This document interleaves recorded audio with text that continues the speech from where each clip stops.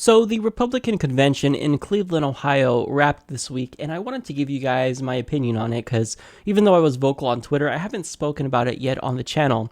So basically, the overall theme was fear. You should be complete and utterly afraid of undocumented immigrants, of Muslims. Just be afraid. Be afraid of Russia, be afraid of China, be very fearful, don't leave your house. And they trotted out families of victims killed by undocumented immigrants to illustrate the danger that they pose to our country. There are isolated incidents where undocumented immigrants have killed Americans, so we should deport all of them is their logic, right? Well, if you apply that same logic elsewhere, then we should ban all guns, since there are some isolated incidents where mass shooters kill American citizens, right? Oh wait, except they weren't making that argument. So they're willing to apply that logic to one political issue, but not to other issues.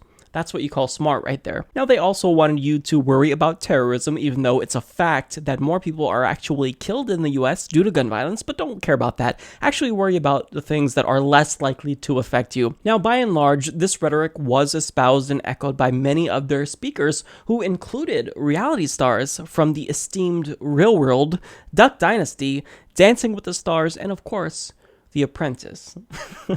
Now, my complaint is that, look, if you're going to trot out all of these reality TV show stars, at least get someone from Survivor or Big Brother. I mean, hell, even if you brought out Snooki for comic relief, even though the party provides that all on their own, I think that would be at least more entertaining, but you bring out the dumbest of what reality TV has to offer. Now, there were also some odd moments. So Melania Trump plagiarized portions of her speech from Michelle Obama and inadvertently rickrolled the audience, and then Trump's campaign used lines from My Little Pony to defend said plagiarism. So many of the same values. That you work hard for what you want. You work hard for what you want. That your word is your bond. That your word is your bond. That you do what you say you're going to do.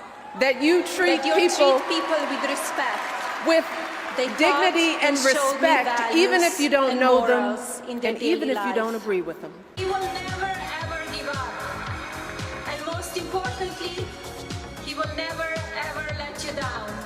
Never gonna give you up, never gonna let you down. So you can't make this shit up. Now, also, Ted Cruz was booed off the stage for refusing to endorse Donald Trump. Much as I know that you do, stand and speak and vote your conscience. Vote for candidates up and down the ticket who you trust to defend our freedom and to be faithful to the Constitution.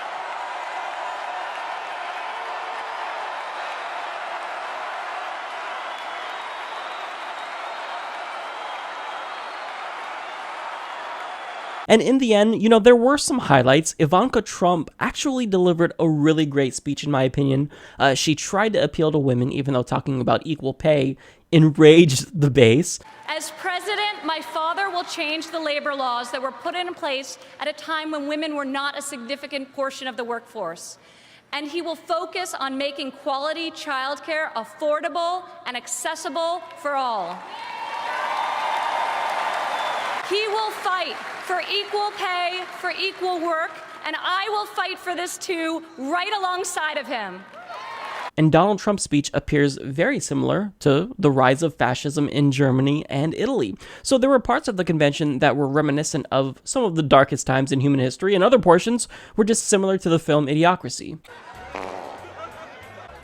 I'm Donald Trump, and I approve this message. Now, that's not to say that it was all bad, because Trump rightfully and correctly criticized Hillary Clinton for her corruption, how she takes donations from Clinton Foundation donors, and as Secretary of State, she gave them weapons deals. Saudi Arabia is the biggest example that everyone uses. Now, he also predictably used FBI Director James Comey's line that Hillary Clinton was extremely careless in handling classified information, which that's true. It's a fact. And he also correctly pointed out that people have been prosecuted for doing much less than her. Brian Nishimir is someone that comes to mind, even though he didn't actually cite his name. Now, he also directly reached out to Bernie supporters and tried to appeal to them on trade. So, I mean, you have to give him credit where credit is due. Will I be voting for him? Absolutely not. But, I mean, he's going up against someone who is a corrupt, corporatist candidate. So that doesn't make him any more appealing. But I mean, there are legitimate criticisms that he can attribute to Hillary Clinton that will not bounce off of him. Now, he's been terrible at that. He's criticizing her for the Iraq War, but then he picks Mike Pence as his VP. But in the end, I think that the negatives far outweighed the positives that were there in Donald Trump's speech. This whole convention was a complete disaster. And look, the Republican Party cannot be characterized as anything other than extreme. I mean, they are more akin to the right-wing extremist parties in France, such as National Front or UKIP in Great Britain. And those are fringe parties, but the Republican Party, they are fringe, but what's scary is that they're a mainstream candidate. So what this means is that they're making themselves less and less electorally viable. Will it be the case that a portion of the country, a sizable portion, maybe 20, 25%, actually support this type of rhetoric? Well, yeah, but they're the wackadoos. They're the crazy people, they don't represent mainstream America. But as they move further and further to the right and become more crazy, more divisive, more bigoted against minority communities, well, then guess what's going to happen? The Democratic Party will continue to win and will become more of a one-party state. And then the Democratic Party will, in response, become more tyrannical, as we've seen, because they put forth idiots like Ted Cruz and Donald Trump.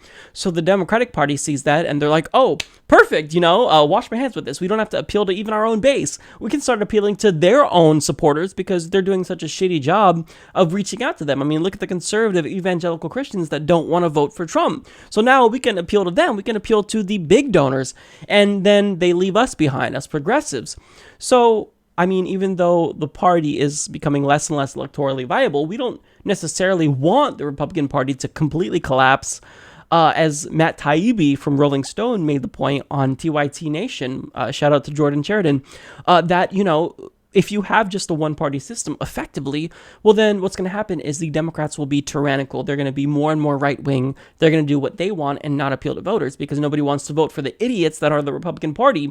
And you're seeing that now. I mean, you're seeing how Hillary Clinton, she appeals to Bernie supporters by saying, look, I'm not Donald Trump. So you may disagree with me politically, you may disagree with my war hawkish policies, but at least I'm not Donald Trump, right? And that is, I think, a strategy that can work for her. Now, I don't know who's going to win, Hillary or Donald, no idea, right? It can go either way at this point, I think. But, I mean, this whole convention, it was just a debacle, and it just proves that the Republican Party, if they don't change their ways, they're going to collapse. Now, last week I talked about the GOP party platform and how they're calling for effectively Christian Sharia, how they support bans on gay marriage constitutionally, mind you, when even their own base, 60% of young conservatives have moved on. They support marriage equality. So they're not lined up with voters, not even their own base, and they're going to collapse. If they can't appeal to mainstream America, they're going to collapse. Now, the thing is that Donald Trump, in many ways, does appeal to mainstream America. He is a right-wing populist. And, he can appeal to them economically because he's a, quote, businessman, even though he's a failed businessman and was born into his wealth. But, I mean, he can appeal to them, so I'm not saying that he's completely out of it. But as they become more and more extreme, you disenfranchise more voters. And the goal is to, when you have two parties, be as Big Tent as possible. Try to lure in as much people as possible, but not going to happen when you have crazy people coming on the stage and basically calling for theocracy. So this party they're a disgrace. They're not electorally viable. They're extremist, and they are allowing the Democratic Party to become more and more tyrannical because they're just not electorally viable. The Republicans are trying not to win.